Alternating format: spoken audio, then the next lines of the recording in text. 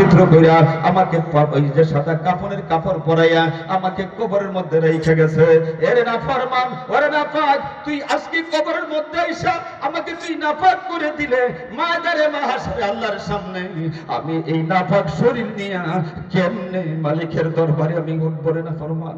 তোর কি আল্লাহর ভয় নাই? কেমনে তুই আমাকে এমন নাপাক করে গেলে? হুজুর সেদিন থেকে, সেই সময় থেকে বারবার আমার কানের মধ্যে সেই আওয়াজটা বাজতেছে। আমি ঠিক থাকতে পারি না, খেতে পারি না, বসতে পারি না, শুইতে পারি না, ঘুমাইতে পারি না। হুজুর আমি এই অন্যায়টা করে ফেলেছি, আমি এই গুনাহটা করে ফেলেছি। আল্লাহর পয়গম্বর যখন শুনলেন যুবকের কাছ থেকে, আল্লাহর হাবিব বললেন, হায় হায়, তুমি তো আসলেই বড় গুনাহ করে ফেলেছো। জোরে বলেন নাউজুবিল্লাহ। আপনাদের শীত লাগতেছে, কষ্ট হইতেছে? আপনাদের কষ্ট হইতেছে না? এটা কি কর, কষ্ট হইতেছে না? কার কার কষ্ট হয় না? হাতরান তো দেখা লই। কষ্ট হয় না কার কার? আমিন বলেন। আরো যারা বলেন আমিন, হাত নামা। আমি বেশি সময় আপনাদেরকে নষ্ট করব না। আল্লাহর পয়গম্বর যখন এই যুবকটাকে বলছেন তুমি বড় গুনাহ করে ফেলেছ, এই যুবক চিন্তা করছে রাহমাতুল লিল আলামিনের দরবারে যার জায়গা নাই, আল্লাহর হাবিবের দরবারে যার জায়গা নাই, এমন পৃথিবী অভাব নাই, তুমি ছাড়া আমাকে দেওয়ার আর কেউ নাই। এইভাবে দিনের বেলায় আফসোস করে, কান্নাকাটি করে। রাত্র যখন গভীর হয়ে যায়, ও মা বোনরা খেয়াল করে শোনো, যুবক ভাইরা খেয়াল করে শোনো, মুসলমান ভাইরা খেয়াল করে শুনুন। রাত্র গভীর হয়ে গেল, ওই পাহাড়ের ভিতর থেকে নেমে যুবকটা একটা গাছের নিচে আইসা আল্লাহর এই দেওয়া কফলটা আল্লাহর কুদরতি পায়ে সেজদার মধ্যে পইরা এই যুবকটা আল্লাহর দরবারে কান্নাকাটি করে। রাত্র যখন গভীর হয়, দুনিয়ার মানুষগুলো রাজা হোক, জমিদার হোক, তালুকদার হোক, ঠিকাদার হোক, তরফদার হোক, যে কেউই হোক, সবাই তাদের নিজ নিজ জানালা, নিজ নিজ দরজা, নিজ নিজ গেট লক করে দিয়ে তারা ঘুমায়া পড়ে। আল্লাহ পাক তখন রাত্র গভীর হয়ে যায়, রহমতের দরজা খুলে দিয়া বান্দাকে ডাকতে থাকে, এরে আব্দুর রহিম, আব্দুল করিম, তোর কি ছেলে নাই, তোর কি মেয়ে নাই, তুই কত আছে, তুই কত জায়গাত গেছস, শাহজালালের মাজারে গেছস, এই জায়গাত গেছস, এই জায়গাত গেছস, আপতে গেছস, কুফতে গেছস, জায়গা মতো তুই আসতে পারলি না। এরে চা, আমি আল্লাহর দরবারে তুমি চাইবা, আমি দেওয়ার জন্য রহমতের দরজা খুলে দিছি। রাত্র যত গভীর হয়ে যায়, সব মানুষ ঘুমিয়ে পড়ে, আল্লাহর রহমতের দরজা খুলে দিয়ে আল্লাহকে বান্দাকে ডাকতে থাকেন।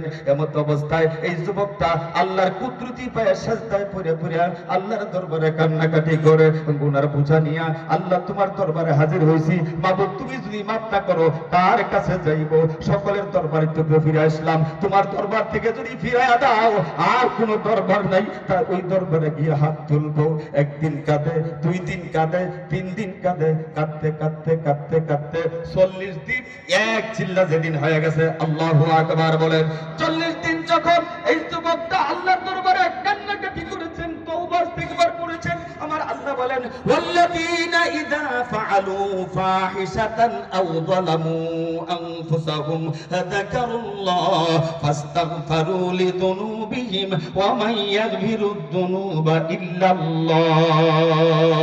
আল্লাহু আকবার বলেন। আমার আল্লাহ বলেন, নিজে যারা নফসের উপরে জুলুম করে, যারা গর্হিত কাজ করে ফেলে, ফাহিশা কাজ করে ফেলে, এই গুনার কাজ করার পরে যাকারুল্লাহ, আল্লাহকে ডাকাটাকে শুরু করে, আল্লাহর দরবারে কান্নাকাটি করে, আল্লাহর দরবারে তওবা ইস্তিগফার করে, আমার আল্লাহ বলেন, এ উত্তর বাটার লোকেরা শুন, ওয়া মাইয়াগফিরুদ যুনুবা ইল্লাল্লাহ, আমি আল্লাহ ছাড়া তোদের গুনাহ মাফ করার আর কে আছে? আমি আল্লাহ ছাড়া আর কেউ গুনাহ মাফ করনে ওয়ালা নাই। ও আমার ভাইরা, ওই যে রাত্রির গভীরে 1 দিন নয়, 2 দিন নয়, 3 দিন নয়, 40 দিন পর্যন্ত এই যুবকটা যখন কান্নাকাটি করছে, আল্লাহর রহমতের দুনিয়ার মধ্যে জোশ লেগে গেছে। জোরে বলেন সুবহানাল্লাহ। আল্লাহর পয়গম্বরের কাছে জিবরাইলকে আল্লাহ ডাক দিয়ে পাঠিয়ে দিবেন, জিবরাইল তুমি যাও, আবার পয়গম্বরকে জিজ্ঞেস করবা আসমান জমিন চন্দ্র সূর্য গ্রহ নক্ষত্র এগুলো বানাইছেন কে? এরপরে তুমি জানতে চাইবা, এ পয়গম্বর, মাফ করনেওয়ালা মালিক কে, ক্ষমা করণের মালিক কে? এই কথা বলার পরে তুমি বলে দিবা, আপনার কাছে 40 দিন পূর্বে যে যুবকটা আসছিল তওবা করার জন্য, আমার আল্লাহর দরবারে এমন ভাবে সে তওবা করেছে, আমার আল্লাহ তার তওবা কবুল করে জীবনের গুনাহ মাফ করে দিয়েছে। যারা বলেন আল্লাহু আকবার, নারে তাকবীর।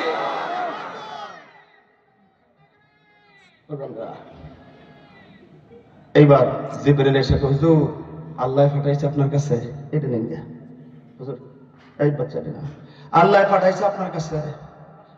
আল্লাহ জানতে চাইছে আসমান জমিন চন্দ্র সূর্য জিন ইনসান এগুলো কে বানাইছেন? বলে সব আল্লাহ বানাইছেন। বলে মাফ করার মালিক কে? বলে মাফও করেন আল্লাহ। বলে তাহলে আপনাকে জানাই দিতে বলছেন, আজ থেকে 40 দিন পূর্বে একটা যুবক আপনার কাছে আসছিল তওবা করবার জন্য, আপনি তাকে আপনার দরবারে জায়গা দেন নাই। এই যুবক আল্লাহর দরবারে কান্নাকাটি করেছে, আল্লাহ তাআলা তার জীবনের গুনাহ মাফ করে তওবা কবুল করছে। জোরে বলেন সুবহানাল্লাহ। প্রিয় ভাইরা আমার, আল্লাহর পয়গম্বর ব্যক্তি বলেন, ও ওমর যাও আমার সেই যুবকটাকে আমার দরবারে নিয়ে আসো, আমার আল্লাহ তার তওবা কবুল করেছেন। হযরত ওমর রাদিয়াল্লাহু তাআলা আনহু চলে গেলেন মদিনার সেই পাহাড়ের কাছে, আশেপাশের লোকদেরকে জিজ্ঞেস করলেন, তাদের কাছ থেকে উত্তর আসলো, ও ওমর দিনের বেলায় যুবকটাকে পাওয়া যাবে না, রাত্র গভীর হইলে ওই পাহাড়ের ভিতর থেকে এই গাছের নিচে আইসা রাত্রের গভীরে ওই যে যুবকটা সিজদায় পড়ে এমন ভাবে কান্নাকাটি করে, মাঝে মধ্যে ওই কান্নার আওয়াজে আমাদের ঘুম ভেঙে যায়। অপেক্ষা করুন, রাত্রে হইলে যুবকটা চলে আসবে। আমিরুল মুমিনিন হযরত ওমর রাদিয়াল্লাহু তাআলা আনহু অপেক্ষা করতেছেন। রাত্র গভীর হইছে, রাত্র গভীর হওয়ার সাথে সাথে যুবকটা পাহাড় থেকে বের হইয়া গাছের নিচে আইসা আল্লাহর কুদরতি পায়ের মধ্যে সিজদা পড়ে গেছে। জোরে কন্না সুবহানাল্লাহ। ও আমার ভাইরা, হযরত ওমর রাদিয়াল্লাহু তাআলা আনহু ডাক দিয়ে বলেন, যুবক ভাই রে, আল্লাহর নবী পাঠাইছেন, আল্লাহ তোমার তওবা কবুল করেছেন, আর কাঁদতে হবে না, চলো না রাসূলের দরবারে যাই, রাহমাতুল লিল আলামিনের দরবারে যাই। আল্লাহর পয়গম্বর মুহাম্মদুর রাসূলুল্লাহ সাল্লাল্লাহু আলাইহি ওয়াসাল্লাম এবার যুবকটাকে সাথে নিয়ে মসজিদে নববীর দিকে রওনা শুরু করছেন। ফজরের টাইম হইছে, ফজরের আযান হয়ে গেছে। পৌঁছতে পৌঁছতে আল্লাহর পয়গম্বর ওই যে ফজরের নামাজ শুরু করে দিয়েছেন। হযরত ওমর এবং ওই যুবকটা মসজিদে নববীর শেষ কাতারে গিয়া 2 নম্বর ওই আপনার রাকাতের মধ্যে শরীক হয়ে গেলেন। এদিক দিয়ে আল্লাহর পয়গম্বর প্রথম রাকাত শেষ করে দ্বিতীয় রাকাতে সূরা ফাতিহা যখন শুরু করছেন, সূরা ফাতিহা শেষ করে এবার সূরাতুত তাকাসুর তেলাওয়াত করতেছেন। বিসমিল্লাহির রহমানির রহিম।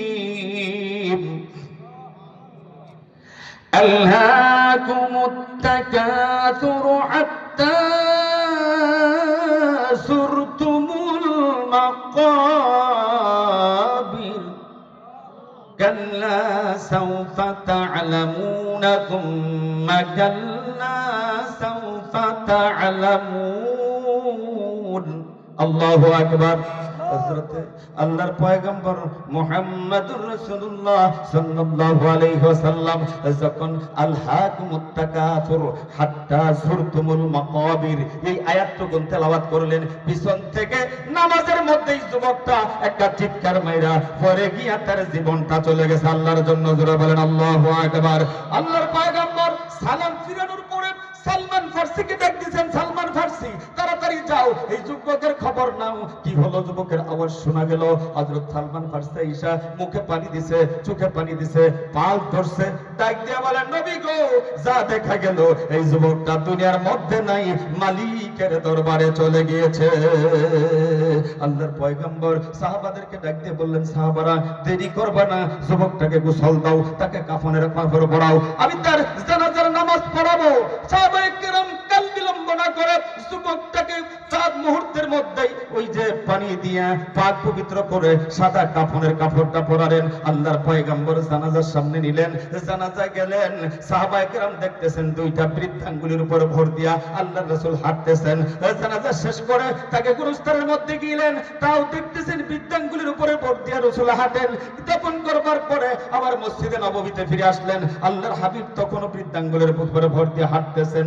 সাহাবায়ে কেরাম যখন মসজিদে নববীর মধ্যে আসলেন, জিজ্ঞেস করলেন, রাসূল গো, জানতে চাই যাওয়ার সময় বৃদ্ধাঙ্গুলির উপরে ভর দিয়া চলে গেলেন, আসার সময় তা করলেন, কি কারণে করলেন? আমাদের জানবার বড় ইচ্ছে করে। রাসূল বলেন, তোমরা দেখো, আমি দেখি, তোমরা দেখো না। এই যুবকটার তওবা আল্লাহ তাআলা এমন ভাবে কবুল করেছেন, সে যখন মারা গেছে জানাজা শুরু হয়েছে, ও সাহাবায়ে কেরাম, আমি তাকায় দেখি আল্লাহর রহমতের এমন অসংখ্য ফেরেশতা জমিনের মধ্যে নাজিল হয়েছে, জানাজা শামিল হয়েছে, শরীক হয়েছে। আমি নবী জমিনের মধ্যে পা ফেলানোর কোনো জায়গা নাই। জোরে বলেন আল্লাহু আকবার। এই জন্য যাওয়ার সময় বৃদ্ধাঙ্গুলো পরে ভোট দিয়ে গেলাম, আসার সময় বৃদ্ধাঙ্গুলো ভোট দিয়ে গেলাম। প্রিয় ভাইয়ের আমার, আল্লাহ রাসূল বলছেন আত-তাইবু মিনাদ দামবি কামা লা দামবাল্লাহ। যদি কেউ খালেস দিলে তওবা করে, সে যেন কোনো গুনাহ করলো না। অন্য রাওয়ায়াতে আল্লাহ রাসূল বলছেন ক্বালা নবী সাল্লাল্লাহু আলাইহি ওয়াসাল্লাম কুল্লু বানি আদম খাত্তাইন ওয়া খায়রুল খাত্তাইন আত-তাওয়াব, কুল্লু বানি আদম খাত্তাউন ওয়া খায়রুল খাত্তাইন আত-তাওয়াবুন, আও কামা ক্বালা নবী সাল্লাল্লাহু আলাইহি ওয়াসাল্লাম। বলে হ্যাঁ, প্রত্যেকটা বনি আদমই গুনাহগার, এর মধ্যে উত্তম গুনাহগার হলো যে আল্লাহর দরবারে তওবা করে। জোরে কন্না সুবহানাল্লাহ। যদি কেউ আল্লাহর দরবারে তওবা করে হার হামেশায়, তার জীবনের গুনাহ তো আল্লাহ মাফ করেন। এই ব্যক্তি যদি আল্লাহর দরবারে আল্লাহ যদি মুনাজাত করে, দোয়া করে, তওবাকারীর দোয়া আল্লাহর দরবারে কবুল হয়। জোরে কন্না সুবহানাল্লাহ। হযরত ইমাম হাম্বল রাহমাতুল্লাহ আলাইহি, ইমাম আহমদ বিন হাম্বল, চারজন মুসলমানদের চারজন বিশিষ্ট ইমাম ছিলেন, ইসলামের পণ্ডিত ছিলেন, ইসলামের চার মাযহাবের চারজন হস্তি ছিলেন। তার মধ্যে ইমাম আহমদ বিন হাম্বল রাহমাতুল্লাহি আলাইহি, তিনি রাত্রি বেলায়, শীতের রাত্রিতে তিনি দিনের এক কাজের মধ্যে বের হইলেন। হাঁটতেছেন, হাঁটতে হাঁটতে অনেক দূর যাওয়ার পরে ঈশার টাইম হইছে, মসজিদে গিয়ে ঈশার নামাজ পড়ছেন। পিছনে নিজের পরিচয় দেন নাই, ঈশার নামাজ পড়ে চিন্তা করছে যে শীত, এই শীতের মধ্যে রাত্রে আর অন্যদিকে হাঁটার সমীচীন হবে না, মসজিদের বারান্দায় বসা তাসবিহ পড়া জিকির আজকার করে রাত্রিটা কাটায় দেয়। ইমাম মুয়াজ্জিন তাকায় দেখে নতুন মুসাফির, বলে হুজুর আপনারা চিনেন, আপনি এখানে থাকা যাইবে না, পারমিশন নাই, আপনি আপনার রাস্তা হাঁটেন। ইমাম আহমদ বিন হাম্বল পরিচয় দিলেই হয়ে যায়, পরিচয় দেন নাই। তিনি হাঁটতেছেন, হাঁটতে হাঁটতে হাঁটতে হাঁটতে মনে করেন এমন এক এলাকায় গেছেন, দেখেন দূরের থেকে কিছু আগুন দেখা যায়।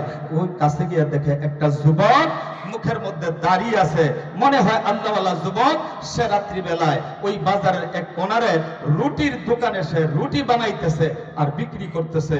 ইমাম আহমদ বিন হাম্বল রাহমাতুল্লাহি আলাইহি এবার ওই যুবকের কাছে গিয়া সালাম কালাম দিছে, যুবক আমি মুসাফির, দিনের কাজে বের হইছি, এখন তো প্রচন্ড শীত, রাত্রও ভাটি পড়ে গেছে, অনেক রাত্রি হইছে, আমার মন চাইছে তোমার এই আগুনের পাশে বইসা আমার মুসল্লাটা বিছাইয়া এরপরে তাসবিহ তাহলিল কইরা বাকি রাত্রিটা কাটায় দিতাম, যদি তোমার মর্জি হয়, যদি তুমি পারমিশন দাও। যুবক ডাক দিয়ে বলেন, মুসাফির অসুবিধা নাই, আপনি এখানে বসতে পারেন, কোনো অসুবিধা নাই। ইমাম আহমদ বিন হাম্বল রাহমাতুল্লাহি আলাইহি তিনি মুসল্লা ওখানে বিছায়া তিনি বসা এবার পর্যবেক্ষণ করলেন যুবকের দিকে। যুবকের দিকে তাকায় দেখেন যুবকটা যখন বস্তা থেকে আটা পাতিলের মধ্যে ঢাইলা দেয়, তখনও বলে আস্তাগফিরুল্লাহ।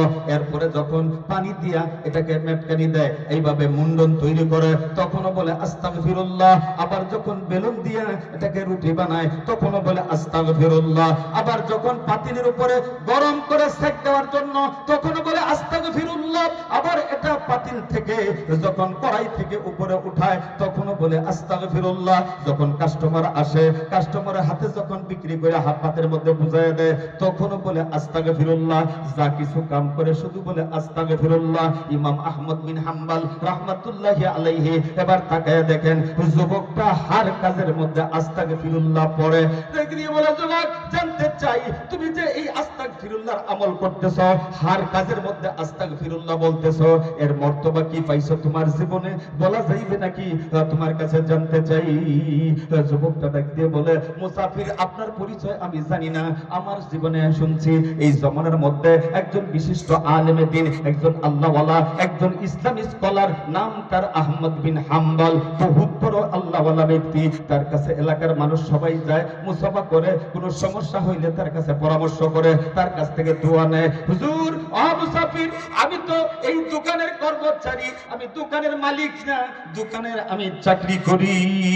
আমি তওবা ইস্তিগফার থেকে যেদিন থেকে আমল শুরু করেছি, সেদিন থেকে এই জীবনের মধ্যে যত দোয়া করেছি, আমার আল্লাহ সব দোয়া কবুল করছেন, একটা দোয়া আজ পর্যন্ত কবুল হয় নাই। বলে কোন দোয়াটা? বলে ওই যে ইমাম আহমদ বিন হাম্বলের কাছে এলাকার সব মানুষ দোয়া নেয়, তার মুলাকাত করে, তার সাথে মুসাফা করে, তার কাছে যায়, কিন্তু আমি যে চাকরি করি আমি তার কাছে যাইতে পারি না, আল্লাহর দরবারে দোয়া করতেছে, আল্লাহ গো ইমাম আহমদ বিন হাম্বলের সাথে কোনো একদিন আমার মোলাকাত করাইয়া দিও। এই দোয়াটা কবুল হয় নাই, জীবনে আর যত দোয়া করেছি সব দোয়া কবুল হয়ে গেছে। আল্লাহু আকবার বলেন। ইমাম আহমদ বিন হাম্বল দেখ দিয়ে বলে, এই দোয়াটাও তো আল্লাহ কবুল করছে, এই জন্যই আমি ইমাম আহমদ বিন হাম্বলকে তোর কাছে মালিক পাঠাইয়া দিছে। তোরা বলেন নারে তাকবীর। আল্লাহর দরবারে তওবা ইস্তেগফার করলে গুনাহ মাফ হয়, আল্লাহর দরবারে দোয়া করলে দোয়াও কবুল হয়। কথা বলে ঠিক না বেঠিক? আবার মেরাজের সাথ, এটা কি এর সাথ? এত কথা কয় না, কের সাথ? আরে বাপ রে, ইংরেজি বাজে বছরে এটা বোঝায় 31শে ডিসেম্বর। বাপ রে বাপ, কি যে ফুডানি শুরু হইছে, আওয়াজ আসছিল মসজিদে, বাসায় বাইরে তাও যায় না। আপনাদের এদিকে আওয়াজ হইছে না? এদিকের কথা কইতে আছি, কথা কন না, হয়েছে কি হয়েছে না? হ্যাপি নিউ ইয়ার 26 হয়েছে নি? এখন যে মেরাজ চলতেছে খবর নাই। হে মুসলমান, 2026 আইছে, 31শে ডিসেম্বরে হ্যাঁ ফটকাবাজি ফুটাইছে, এইটা তার খবর আছে মুসলমানের বুঝে। কিন্তু রজবের চাঁদ চলতেছে, মেরাজের চাঁদ, এই খবর নাই। এই চাঁদের মধ্যে আল্লাহ রাসূল বেশি বেশি দোয়া করছেন, আল্লাহুম্মা বারিক লানা ফি রজব ওয়া শাবান ওয়া বাল্লিগনা রমাদান। হে আল্লাহ, তুমি রজবে এবং শাবানে আমাদের উপরে বারাকাত নাজিল করো এবং আমাদের হায়াতকে রমজান পর্যন্ত বাড়ায়া দাও। সুবহানাল্লাহ বলেন। আবার কেউ কেউ রমজান আইতে আছে, হ্যাঁ বাপটা দূরে আছে, হ্যাঁ মনে করতেছে যে রমজানের সময় যদি খানা দানা খাই মানুষে কি করবো, স্ত্রীও করবো, কিও এটা আব্দুল্লাহ হিন্দে হাসায়, এটা কারা দিনের বেলা খাই গেলে গিয়া হ্যাঁ ইল্লা মাসাল আগের থেকে রেডি হয়েছে, তার যে ফেটে গ্যাস্ট্রিক হইব, এটা হ্যাঁ চিন্তা ভাবনা করিয়া সেদিন কইব আর কি আমার গ্যাস্ট্রিকের চাপ লেগে গেছে। আসেন এই খবর, কথা কোন আসারা? এই মুসলমান, আল্লাহর রমজানের রোজা, এটা আল্লাহর বিধান। তুমি রোজা রাখবা একেবারে আল্লাহর সন্তুষ্টির জন্য। যত গ্যাস্ট্রিক আছে, যত ফ্যাটের সমস্যা আছে, তুমি এক বছর রোজা কইরা দাও, এটা কিচ্ছু থাকতো না। কথা বলে ঠিক না? আওয়াজ দিয়ে বলে ঠিক না? এগুলি থাকবে না। আর যদি তুমি মানুষকে দেখানোর লাগে তুমি রোজা রাখতে না কও গ্যাস্ট্রিক, এই গ্যাস্ট্রিক আর গ্যাস্ট্রিক থাকতো না, এটা আলসার হবো। কথা বুঝতেছে? রাগ করতেছেন আপনারা? রাগ করতেছেন? রাগ করেন না ভাইসা, এগুলো আমাদের জানা দরকার আছে। তো এই মাসের এই নামটা হলো রজবের চাঁদ। এই যে রজবের চাঁদের আল্লাহর রাসূল বেশি বেশি দোয়া করছেন। শুধু তাই না, আল্লাহর পয়গম্বর একেবারে দুনিয়ার আরশে আজিম ছাইরা একেবারে বাইতুল মুকাদ্দাসে গিয়া সব নবীর সামনে আল্লাহর পয়গম্বর ইমামতি কইরা প্রথম আসমান, দ্বিতীয় আসমান, তৃতীয় আসমান, এইভাবে 7 আসমান অতিক্রম কইরা তারপরে সিদরাতুল মুনতাহা, সিদরাতুল মুনতাহা থেকে একদম আল্লাহ পাকের আরশে আজিমে গিয়া আল্লাহর সাথে মোলাকাত কইরা, আল্লাহর সাথে কথাবার্তা বইলা, তাশাহুদ লইয়া, এরপরে 5 ওয়াক্ত নামাজ দিয়ে মেরাজের সাথে এই দুনিয়ার মধ্যে আইছে। নামাজ কয় ওয়াক্ত? 5 ওয়াক্ত। কথা কয় না, কয় ওয়াক্ত? 5 ওয়াক্ত না? কেউ পরে 4 ওয়াক্ত ফজরের সময় বলে হ্যাঁ ঘুষ পায় না, বলে হুজুর অনেক অফিস করে আই তো এই জন্য ফজরটা পড়তে পারি না, 4 ওয়াক্ত পড়ি। আসেনি খবর? আবার কেউ করে আপনার সপ্তাহে একদিন জুমা, বিয়াই মাঝে মধ্যে তবিরগো যায়, হ্যাঁ যদি খবর নেয় তার মেয়ের কাছে জিজ্ঞেস করে বিয়াই নামাজে গেছে জুমার টাইমে, আরে ফোন দিলে কি কইবো, এই জন্য হ্যাঁ জুমার নামাজে গেছে, আর এই সপ্তাহ করে তার খবর নাই। আসেনি? কথা বলেন আসেনি? তাহলে নামাজ কয় ওয়াক্ত? আওয়াজ দিয়ে বলেন কয় ওয়াক্ত নামাজ? 5 ওয়াক্ত। 5 ওয়াক্ত নামাজ আমার আপনার জীবনে আনতে হবে। কথা বলেন ঠিক না বেঠিক? নামাজ ছাড়া কোনো গতি নাই। আবার একদল আছে বলে নামাজ রোজা লাগতো না, এক নামাজে এক রোজা ফার। নাউজুবিল্লাহ কর। আসেনি এই কথা? কথা কন না, আসেনি? তারা কয় এক রোজা, তারপরে এক এই নামাজের সব পার হয়ে যাবো, প্রতিদিন রোজা রাখা লাগতো না, প্রতিদিন নামাজ পড়া লাগতো না। জোরে কোন নাউজুবিল্লাহ। ভাইসা, আল্লাহর পয়গম্বর যার আগের পিছের গুনাহ আল্লাহ সব মাফ কইরা একেবারে পাক পবিত্র কইরা আল্লাহ দুনিয়ার মধ্যে পাঠাইছেন। এই নবী আমগর নবী আল্লাহর দরবারে নফল নামাজের মধ্যে খালিয়া ফরজ না, ফরজ তো ছাড়ার কোনো চিন্তা ভাবনা নাই, নফল নামাজের মধ্যে দাঁড়াইয়া তেলাওয়াত করতে করতে আম্মা জান আয়েশা সিদ্দিকা রাদিয়াল্লাহু তাআলা আনহা তিনি বয়ান করেন রাসূলের পা মোবারক খুলে গেছে নামাজ পড়তে পড়তে, আর তুমি আমি কই নামাজ লাগতো না। এটা বাটপার ছাড়া আর কিছু? কথা কন না, এটা বাটপার না? নামাজ কে বলেন বাটপার কিনা? সুতরাং ইসলামের মধ্যে বাটপারি চলতো না। নামাজ 5 ওয়াক্ত ফরজ লাগবে। নামাজ পড়ার জন্য রাজি আছেন কে কে? দুইটা হাত উঠান তো ইনশাআল্লাহ। যারা বলেন আমিন। আরো জোরে বলেন আমিন। হাত নামাই তাহলে নামাজ পাইলাম। এই নামাজ পড়বার গেলে এলেম শিখন লাগবো। তলাবুল ইলমে ফারিদাতুন আলা কুল্লি মুসলিমিন। আল্লাহ রাসূল বলছেন প্রত্যেকটা মুমিন মুসলমানের উপরে এলেম তেলাওয়াত করা, এলেম অন্বেষণ করা এটা ফরজ। মান ইউরিদুল্লাহ বিহি খায়রা ইফাক্কিহু ফিদ্দিন। আল্লাহ রাসূল বলছেন আল্লাহ তাআলা যার কল্যাণ কামনা করেন তার দ্বীনের সহি বুঝ দান করেন। এই যে পাঁচটা বাচ্চা এই যে হের মাথা এই করো হ্যাঁ পাগড়ি দিচ্ছে না, তারা পাগড়ি করেছেন নাকি? কারে ও তুমি এমনি করছো না? আমি তো ভাবছিলাম যে হিন্দু হাফেজ একজন পাইছি। এই গত সপ্তাহে ময়মনসিংহের 30 সালে এরকম এক বাচ্চারে আপনার পাগড়ি পরাইছে। আমি এই যে দেখেন, এই যে দেখেন, আল্লাহু আকবার, আল্লাহু আকবার বলেন, আল্লাহু আকবার। এই বাচ্চা আরো ছোট, পরে আপনার কানে কানে জিজ্ঞাসা তুমি হিন্দু না মুসলমান? বলে হুজুর অন্য কথা করছি না, আমি তো হিন্দু। পরে এই মাহফিলের মধ্যে বললাম যে আপনার করে হিন্দু হাফেজ দেখাবো। মানুষ তো আশ্চর্য লেগে গেছে, হুজুরে কয় কি ডাকাতে আইছে, হিন্দু হাফেজ লইছে নাকি? আমি তো না, এটা আপনার করে এলাকায়। পরে মাথা যারা ভাগরি বেঁধে দিচ্ছে, আমি কিন্তু হ্যাঁ মুসলমানি করছে না, হলো হ্যাঁ হিন্দু রয়েছে। সুবহানাল্লাহ কইতেন না? এই যে মাসুম বাচ্চাগুলো আজকে তাদের মাথার মধ্যে যা ফাগড়িটা দিল 30টা পারা তাদের এই সিনার মধ্যে আছে। সিনাটার দাম আছে না নাই? কথা বলেন আছে না নাই? বাজার এই আগে অনেকেই মনে করতো, এটা এখন আবার ভুলটা ভাঙতেছে। আগে মনে করতো হুজুর হইলে, হাফেজ হইলে, মৌলানা হইলে এই দিনের মধ্যে তারা বলে ভাত খায় না। আমি কই ভাত খায় না, না তারা ভাত খায় না। এই যে আজকাল তো হুজুর করি না রুডি মুড়ি, তারপরে ভাতের সিরিয়াল পরে ফেসে পড়ছে। মধুপুরি হুসাব হুজুরের কাছে সামনে নিচে খাইছে এক টুকরা। আমিও চিংড়ি, বড় চিংড়ি আনছে, এটাও খাইছি না। খাই মুখের সময় টাইমই তো নাই। কালকে হয়েছে উত্তরবঙ্গ থেকে আজকে ফজর করে ঢুকছি, এই সারা দেশ সফর করতেছি। ভাত খাবার টাইম নাই। পুত্রেরা আলেম বানান, হাফেজ বানান, মৌলানা বানান। এই ছেলে দেখবেন আপনার কাজে লাগবে দুনিয়ার মধ্যেও আখেরাতেও। এই মিয়া, এই যে জাহাঙ্গীরনগর বিশ্ববিদ্যালয়ের ডক্টর প্রফেসর আব্দুল আওয়াল, 2টা ছেলে 2টা মেয়ে, এদের ইঞ্জিনিয়ার বানাইছে, ডাক্তার বানাইছে, বহুত বড় শিক্ষিত বানাইছে। ইঞ্জিনিয়ার সাহেব এই যে ডাক্তার বানাইয়া প্রফেসর সাহেব এখন হ্যাঁ কাতরাইতাছে। এই যে শেরে বাংলা নগর এখানে একটা বিদ্যাশ্রম আছে, খবরে প্রকাশ হয়েছে, হ্যাঁ এখন এই বৃদ্ধাশ্রমের মধ্যে আছে। তাইলে দুনিয়ার মধ্যে কাজে লাগলো না, আখিরাতে কাজে লাগবো, কথা কোন কাজে লাগবো? আর এই যে বাচ্চাই কই আল্লাহ রাসূল কি বলছেন জানেন? মান কারা আল কুরআনা ফাস্তাযহারাহু ফাআহাল্লা হালালাহু ওয়া হারামা হারামাহু আদখালাহু আল্লাহুল জান্নাহ। সুবহানাল্লাহ, আল্লাহু আকবার। আল্লাহ রাসূল বলছেন, বলে হ্যাঁ যে ব্যক্তি এই আল্লাহর কোরআনটা পড়লো, আল্লাহর কোরআনটা হেফজ করলো, কোনটা হালাল হালাল জানলো, কোনটা হারাম হারাম জানলো, আল্লাহ রাসূল বলছেন আদখালাহু আল্লাহুল জান্নাহ। এই যাও তোমরা জান্নাতের মধ্যে। আর এখন জান্নাত না, তোমরা মনে করতেছো তোমরা গ্রহণ করতেছি, তারা ছায়া রয়েছে যখন জান্নাতে ঢুকবার করতেছে। ও হন না মরণের পরে বেটা আল্লাহ রাসূল বলবেন যাও তোমরা জান্নাতের মধ্যে প্রবেশ করো। তারা যখন জান্নাতে যাবে লেগে রেডি হইব, আল্লাহ মাশাআল্লাহ, আল্লাহ ডাক দিয়ে কইব, ও তোমার নাম কি? আবু রাইহান। হে আবু রাইহান, খারাও খারাও খারাও, যাও কই? বলে আমরা না কইছেন জান্নাতে যাবে লাগিয়া। আরে বুঝলাম তো জান্নাতে যাইবা তো ঠিকই আছে, এলাকে একা জান যাইবো। এই যে দেখো, এই যে একটা লাইন দেখা যায়, এটা সব জাহান্নামী। এখানে তোমার মা বাপ থাকতে পারে, তোমার আহলের কেউ থাকতে পারে। হাফিজুল কোরআন যারা দুনিয়ার মধ্যে রাত্রি বেলায় ওই যে সব মানুষ ঘুমাইয়া পড়ছে, 3টার সময় 4টার সময় জায়গা ও হাফিজুল কোরআন তুমি 30 পারা সিনার মধ্যে নিছ। আর তোমার বাপে মাদ্রাসার ওই যে খরচ যোগাইতে গিয়া কারো বাপে ঢাকা শহরে রিক্সা চালাইছে, কেউ গাড়ি চাকরি করছে, কেউ কৃষি কাজ করছে, কেউ বদলা দিছে। এইভাবে রুজি রোজগার কইরা তোমার এই যে হাফিজুল কোরআন হওয়ার সহায়ক হইছে। তোমার হাফেজ বানাইছে, আলেম বানাইছে, মুফতি বানাইছে, মুহাদ্দিস বানাইছে। আল্লাহর পয়গম্বর বলছেন শুধুমাত্র হাফিজুল কোরআনকে বলবেন হাফেজ আবু রাইহান আব্দুল্লাহ তুই একা জান্নাতে যাস না, তোরে সুপ্রিম পাওয়ার দিলাম, তুমি 10 জনকে সাথে নিয়া এরপরে জান্নাতের মধ্যে ঢুকিয়া পড়ো। সুবহানাল্লাহ। সন্তানকে হাফেজ বানাইতে মন চায় কার? 2টা হাত ধরে আল্লাহরে দেখান তো ইনশাআল্লাহ। যারা বলেন আমিন, আরো যারা বলেন আমিন। আমিন। তারা মনে করে, অনেকে মনে করে আমাদের দেশের বুদ্ধিজীবীরা, এই বুদ্ধিজীবীরা মনে করে হাফেজ হইলে আলেম হইলে বলে এরা দেশের মধ্যে বুঝা, এরা কোনো কাজ পারে না, খালি কবরের নিচের কথা কয়, উপরের কথা জানে না। এরকম কিছু লোক আছে আমাদের দেশে, আছে না নাই?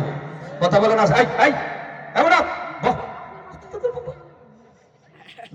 চুপ করে বল। বাদশা হারুনের রশিদের দরবারে এরকম বুদ্ধিজীবী আছে, ইসলাম বিদ্বেষী, ইসলাম দেখতে পারে নাই, এরকম আমাদের দেশেও আছে। ইসলামের কথা কইলে হ্যাঁ সুলকানি শুরু হয়, আছে না নাই? কথা কন না, আছে না নাই? আছে। এই বাচ্চা হারুন রশিদের দরবারে গিয়ে বলছে, আপনি হুজুর গরের বাচ্চা হারুন রশিদ, তিনি আলেমুল আমাদেরকে বাতা দিতেন, আলেমুল আমাদেরকে দোয়া করবার জন্য রাষ্ট্রীয় কোষাগার থেকে বাতা দিতেন, বেতন আর কি, চাকরির মতো। এইটা আবার বুদ্ধিজীবীদের সহ্য হইছে না, হুজুর আবার ভালো হইরা চলতো, ইমাম সাহেব ভালো একটা জামা পরলে তিনজনে চাইয়া দেখা যায় জামা পাইলো কো। কথা কোন ঠিক না? হুজুর যদি গাড়িও যাতে, আরে বাপ রে হুজুর এতটা পায় কো।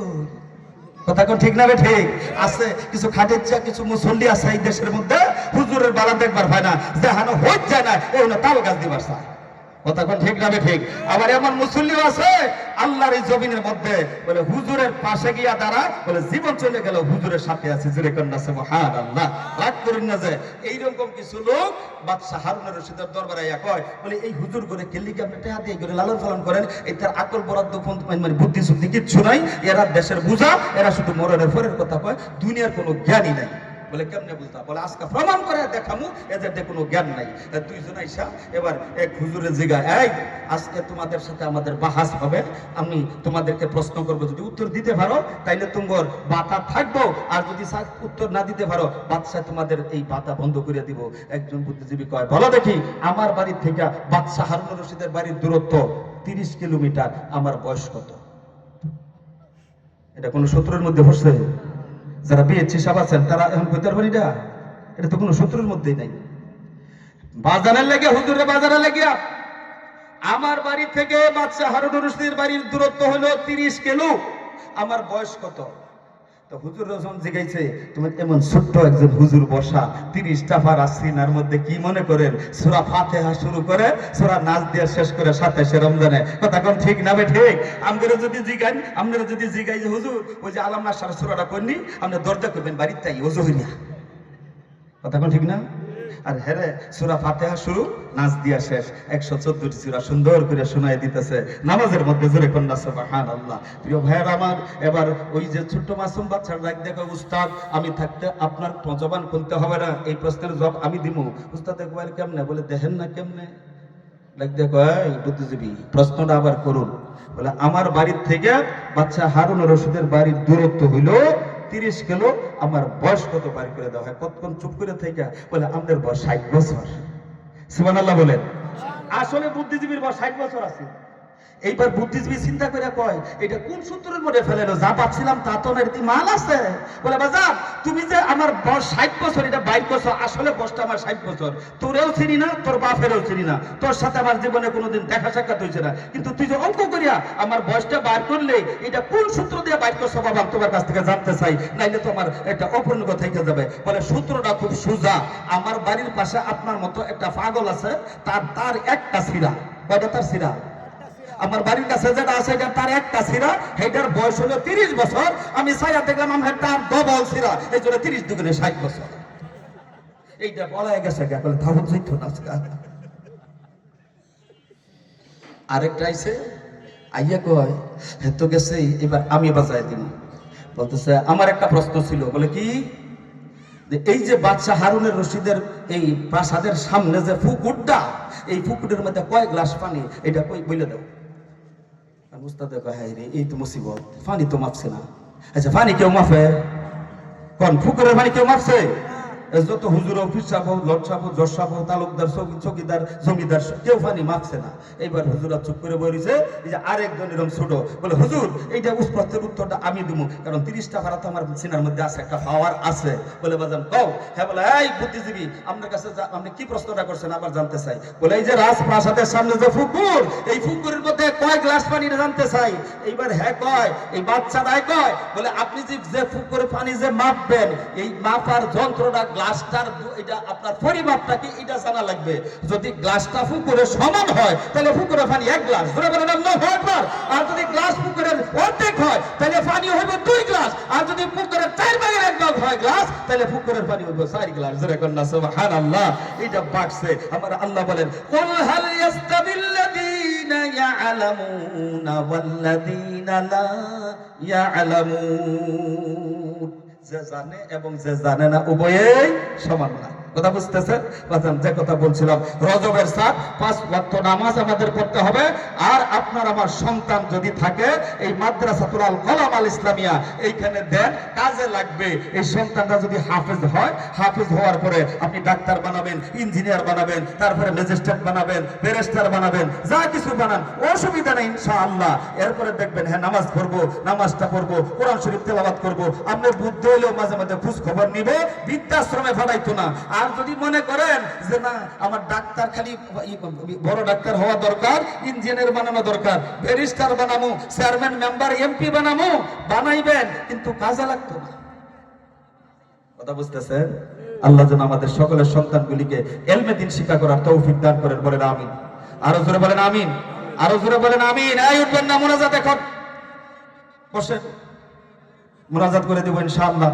এই মাদ্রাসাতুল আল কলম, হ্যাঁ, কোরআন শরীফের আল্লাহ তাআলা প্রথম যে 5টা আয়াত নাজিল করছেন, সেই গারে হেরায় জাবালা নূরে আমি গুনাহগার 2013 সালের আপনার 1 ঘন্টা 10 মিনিট অতিক্রম কইরা এটা জমিন থেকে 1500 ফুট উঁচা, সেইখানে মাথার গাম পায়ে পড়ছে আল্লাহ তাআলার ওই কোরআন যেখানে প্রথম নাজিল হয়েছিল গারে হেরা, সেই হেরা গেরার ভিতরে ঢুকছিলাম। এখনো 5টা আয়াত লেখা আছে, বিসমিল্লাহির রহমানির রহিম, ইকরা বিসমি রাব্বিকাল্লাযী খলাক, খলাকাল ইনসানা মিন আলাক, ইকরা ওয়া রাব্বুকাল আকরাম আল্লাযী আল্লামা বিল কলম। সুবহানাল্লাহ বলেন। মাদ্রাসাটার নাম নেওয়ার সাথে সাথে কোরআনের একটা শব্দ তার জবান দিয়ে বের হয়, এক হরফের সাথে উচ্চারণ করার সাথে সাথে 10টা কইরা নেকি তার আমলনামার মধ্যে হয়ে যায়। জোরে কন্না সুবহানাল্লাহ। এই মাদ্রাসার নাম যে দিছে খুব ভাগ্যবান মানুষ। এটা সূরা ওই আলাকের প্রথম 5 আয়াতের প্রথম দিক দিয়ে আল্লাহ দিয়ে আল্লামা বিল কলম বলে, আল্লাহ তাআলা ওই আল্লাহ যে আল্লাহ কলম দ্বারা মানুষকে শিখাইছেন যা সে জানতো না। এই মাদ্রাসা কলমের মধ্যে আপনারা ছাত্র সংখ্যা দিবেন, এদের সাথে আপনারা সম্পর্ক রাখবেন, আপনারা মহব্বত করবেন, ভালোবাসবেন, হুজুরের পরামর্শ দিবেন। ইনশাআল্লাহ এই প্রতিষ্ঠানগুলোর সাথে সম্পৃক্ত থাকার কারণে আখিরাতে কাজে লাগবে। রাসূল বলেন ইদা মাতাল ইনসান ইনকাতা আনহু আমালুহু ইল্লা মিন সালাসা, মানুষ মরে যাওয়ার সাথে সাথেই সমস্ত আমলের দরজা বন্ধ হয়ে যায়। রাসূল বলেন শোনো আমার উম্মতেরা, এমন 3টা কাজ, এমন 3টা আমল আছে মরণের পরে এগুলো বন্ধ হবে না। 1 নম্বর হলো সদকায়ে জারিয়া, মসজিদ, মাদ্রাসা, এতিমখানা, এই যত জনকল্যাণমূলক কাজ আছে এটার সাথে যারা সম্পৃক্ত হইলো, জায়গা দিল, সম্পত্তি দিল, টাকা দিল, পয়সা দিল, শ্রম দিল, বুদ্ধি দিল, পরামর্শ দিল, ছেলে দিল, ছাত্র দিল, এইভাবে পরামর্শ দিয়া এগুলি প্রতিষ্ঠা করলো, মরে যাওয়ার পরে যতদিন এগুলো থাকবে তার আমল আমার মধ্যে পৌঁছতে থাকবে। জোরে কন্না সুবহানাল্লাহ। 2 নম্বর হলো আও ইলমিন ইউনতাফাউ বিহি, এমন ইলম সে দুনিয়ার মধ্যে রাখা গেল যার দ্বারা মানুষ উপকার লাভ করে। আও ওয়ালাদিন সালিহি ইয়াদউলা, অথবা নেক সন্তান দুনিয়ার মধ্যে রাখা গেল, নেক সন্তান যদি তার জন্য দোয়া করে কবরে পৌঁছতে থাকে। জোরে কন্না সুবহানাল্লাহ। সুতরাং আল্লাহর ঘর, রাসূলের ঘর, এই সমস্ত ভালো কাজে আমরা সম্পৃক্ত হইতে রাজি আছি। কে কে দুইটা হাত তুলে দেখান তো ইনশাআল্লাহ। আল্লাহ যেন কবুল করেন, বলেন আমিন। আর জোরে বলেন আল্লাহুম্মা আমিন। আল্লাহ রাসূল বলেন ক্বালান নবী সাল্লাল্লাহু আলাইহি ওয়াসাল্লাম আখলিস দীনাকা ইয়াকফিকাল আমালুল কালিল, তোমার ঈমানকে তুমি খাঁটি করো, খাঁটি করে ছোট্ট একটা আমল করলেও এটা তোমার পরকালে নাজাতের জন্য উছিলা হয়ে যাবে। জোরে কন্না সুবহানাল্লাহ। ইব্রাহিম পয়গম্বর আলাইহিস সালাতু ওয়াসসালামকে নমরুদের বাহিনী আগুনের মধ্যে ফেলাইছেন, বলে রাষ্ট্রীয় শক্তি, সব শক্তি ইব্রাহিমের বিপক্ষে, ইব্রাহিমের পক্ষে কেউ নাই, ইব্রাহিমের পক্ষে একমাত্র আল্লাহ। এই যে আগুনের মধ্যে ফেলাইছে, একটা ব্যাঙ ছোট্ট তার একটু প্রস্রাব মুদ এটা একেবারে কম, ওই আগুনের ওই যে আপনার সেই আয়োজনের দিকে ফিরে ওই ব্যাঙটা আস্তে আস্তে একটু একটু প্রস্রাব ছাড়ে। আল্লাহ খুশি হয়েছে এই দেখে, কামড়টা দেখিয়া। এবার আল্লাহ তো সব জানেন, আল্লাহ তাআলা খুশি হয়েছে, ফেরেশতারা হঠাৎ দিছে ব্যাঙের গিয়ে জিজ্ঞেস করে হয় বারে বারে একটু প্রস্রাব করে স্প্রে মারে কেন, কারণটা কি?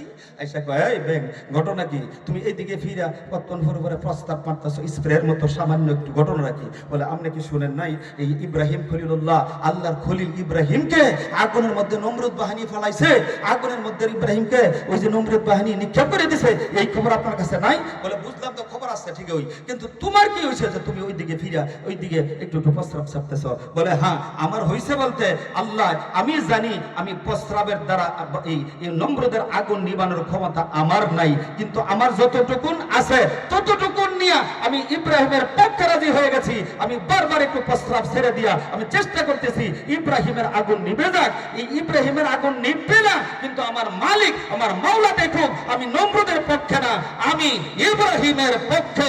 আল্লাহ খুশি হইয়া ওই ব্যঙ্গের প্রস্রাবকে পাক করে দিছে। জোরে কন্যা সুবহানাল্লাহ। ও মিয়া, আল্লাহর কোরআন, আল্লাহ বলছেন কোরআন আমি নাযিল করছি এবং এর সংরক্ষণের দায়িত্ব আমি আল্লাহ নিয়েছি। প্রিয় ভাইয়ের আমার, আল্লাহর হাতেই আছে, আল্লাহর হাতেই থাকবে। কিন্তু এর পরেও ব্যঙ্গের একটু প্রস্রাব নিয়ে আমার আপনার সামান্য একটু সামর্থ্য নিয়ে যদি কোরআনের পক্ষে থাকি, কোরআনের পক্ষে থাকি, কোরআনকে মহব্বত করি, কোরআনকে ভালোবাসি, ময়দানে মাহশরে আসিয়াম ওয়াল কোরআন ইয়াশফাআন লিল আবদ, কোরআন ময়দানে মাহশরে বান্দার জন্য সুপারিশ করবে, রোজা বান্দার জন্য সুপারিশ করবে। ও মিয়া, যদি কোরআনের পক্ষে থাকি, মহব্বত করি, তাইলে ময়দানে মাহশরে এই মহব্বত হয়তোবা আমার আপনার জীবনের নাজাতের উসিলা হইতে পারে। কথা বলেন ঠিক না বেঠিক? কোরআনকে মহব্বত করতে রাজি আছেন কে কে? দুইটা হাত ধরে দেখান ইনশাআল্লাহ। হাত নামান। আমি 30 জন লোক চাই মাত্র এই মাদ্রাসার জন্য। আমি মুসাফিরের হালাতে থাকি, শুধুমাত্র জুমার নামাজ পড়ে সারা দেশ সফর করি। বাবাজানরা, আপনাদের জন্য দোয়া করব এই কোরআনের মজলিসটার জন্য। মাত্র 30টা লোক 1000 করে টাকা দিবেন। খুব তাড়াতাড়ি বলেন দেখি, 1000 টাকা দিবেন। 30 জন, 1 দিয়া শুরু, 30 দিয়া শেষ। খুব তাড়াতাড়ি। মুরব্বি নাম কি? আমার ভাই, উনি 1000 টাকা। আল্লাহ তুমি কবুল করো। আমিন বলেন। আমিন। আমিন। জোরে বলেন আমিন। মাহমুদ, রজবের চাঁদ, আল্লাহ এই রাত্রিতে কনকনে শীতের মধ্যে আমার ভাইজান, আল্লাহ তোমার কোরআনের একবার আক্ষিক হয়ে গেলেন, এক পারার জন্য 1000 টাকা আল্লাহ তুমি কবুল করো। আমার ভাইয়ের মনের আশা পূরণ করো, বিপদ আপদ বালা মুসিবত থেকে তুমি হেফাজত করো, ইহকালের শান্তি দিও, আব্বা আমার জীবনের গুনাহ মাফ করে দিও, মরণের সময় কালিমা দিও, কিয়ামতের মাঠে মুসিবতের দিনে আল্লাহ তুমি তাকে কোরআনের শাফায়াত নসিব করে, যার উপরে কোরআন নাজিল করেছো রহমাতুল লিল আলামিনের সাথে হাসর নসর করাইয়া জান্নাতে পৌঁছায় দিও। জোরে বলেন আমিন। আরো জোরে বলেন আমিন। আরো জোরে বলেন আমিন। 2 নম্বরে এখানে হাত উঠেছিলেন কে? 2 নাম্বার কে? দেন, তাড়াতাড়ি দেন। কে? বাপ রে, আল্লাহর ওলি একজন পেয়েছে। জোরে বলেন মারহাবা। কি নাম তোমার? জাবির। ওবায়দা জাবির। জোরে বলেন মারহাবা। নারায়ে তাকবীর। আয় মাবুদ, মাসুম বাচ্চা, আয় আল্লাহ সেও 1000 টাকা নিয়ে আসছে, জাবির তার নাম। আয় আল্লাহ তুমি কবুল করো, মঞ্জুর করো। এই সন্তানকে তোমার কুদরতি হাতে সুপর্দ করে দিলাম। ইয়া আল্লাহ তুমি কোরআনের মুহাক্কিক বানাইও, আলেমে হক্কানি রব্বানি বানাইও। আয় আল্লাহ এই সন্তান যেন দুনিয়ায় মা বাবার কলিজার ঠান্ডার উপকরণ হয়, কবরে এবং হাসরের মিজানে ফুলসিরাতে মা বাবার উসিলা, মা বাবার নাজাতের জরিয়া হয়, সেই ব্যবস্থা তুমি করে দিও। জোরে জোরে বলেন আল্লাহুম্মা আমিন। 3 নম্বরে কি নাম? মোহাম্মদ ইলিয়াস। জোরে বলেন মারহাবা। নারায়ে তাকবীর। আয়াল ইলিয়াস ভাই 3 নাম্বার পারাম 1000 টাকা দান করছেন। আল্লাহ কবুল করো, মঞ্জুর করো, জান্নাতের মধ্যে বরকত দাও, বিপদ আপদ বালা মুসিবত থেকে হেফাজত করো। ইলিয়াসের আব্বা আমার জীবনের গুনাহ maaf করে জান্নাতে বসে। কি নাম তোমার? জারি। আচ্ছা, আপনি দিবেন। আমার ভাইজানের নাম কি? রফিকুল ইসলাম ভাই 4 নাম্বার পারা। জোরে বলেন মারহাবা। নারায়ে তাকবীর। আল্লাহ রফিকুল ইসলাম ভাই 1000 টাকা আল্লাহ কবুল করো, মঞ্জুর করো। ভাইয়ের আব্বা আমার জীবনের গুনাহ maaf করে দিও, সন্তানগুলিকে আদর্শ জ্ঞানী গুণ শিক্ষিত আল্লাহ, আয় আল্লাহ হাফেজ আলেম কারি হক্কানি রব্বানি আলেম বানাইও, মরণের সময় কলমা দিও, মুসিবতের দিনে আল্লাহ তোমার হাবিবের সাথে হাসর নসর করে জান্নাতে পৌঁছে দিও, নিরাশ করো না। জোরে কোন আমিন। এই যে মাসুম বাচ্চা জারিম সাউদিসে 1000 টাকা। জোরে বলেন মারহাবা। নারায়ে তাকবীর। আয় আল্লাহ জারিমকে তুমি কবুল করো, আলেমে হক্কানি রব্বানি বানাও, মুহাক্কিক আলেম বানাইও, জগৎ বিখ্যাত দিনের দায়ী বানাইও। আব্বা আম্মার মনের কলিজা আয় আল্লাহ শান্তি করে দিও, মরণের সময় আয় আল্লাহ আব্বার পাশে থাকতে পারে, জানাজা দিতে পারে, সেই তৌফিক দিও। মুসিবতের দিনে কিয়ামতের মাঠে সন্তানকে কেন্দ্র করে আল্লাহ তার আব্বা আম্মার নাজাতের জরিয়া বানায় দিও, নিরাশ করো না। জোরে জোরে বলেন আল্লাহুম্মা আমিন। নাম বলে নাই আমার এক ভাই, নাম বলছেন আল্লাহ তুমি তো জানো, তো আমার ভাইয়ের দানকে তুমি কবুল করো, তার মনের আশা পূরণ করে দাও। আমিন। শফিকুল ইসলাম 1000। জোরে বলেন মারহাবা। আল্লাহ শফিকুল ভাইয়ের দানকে কবুল করো, মঞ্জুর করো। মামুন ভাই আল্লাহ 1000 টাকা আল্লাহ কবুল করো, মঞ্জুর করো, জানমালের মধ্যে বরকত দাও, বিপদ আপদ বালা মুসিবত থেকে তুমি হেফাজত করে দিও, ইহকালে শান্তি দিও, পরকালে নাজাত দিও। আল্লাহ মুসিবতের দিনে কোরআন যেদিন বান্দাকে সুপারিশ করবে আল্লাহ এই বান্দাগুলিকে কোরআনের শাফায়াত নসিব করে জান্নাতে পৌঁছে দিও, নৈরাশ করো না। জোরে জোরে বলেন আল্লাহুম্মা আমিন। দিয়া ধন বুঝে মন কেড়ে নিতে কতক্ষণ। বাজান মুরব্বীর নাম শফিকুল ইসলাম, দিয়েছেন না দিবেন? ও দিয়া দিয়েছেন। যারা বলেন মারহাবা, নারায়ে তাকবীর। আল্লাহ শফিকুল ইসলাম সাহেব 1000 আল্লাহ কবুল করো, মঞ্জুর করো, জান মানে মধ্যে বরকত দাও, আব্বা আমার জীবনের গুনাহ মাফ করে দাও, ইহকালে শান্তি দিও, পরকালে নাজাত দিও, নৈরাশ করো না।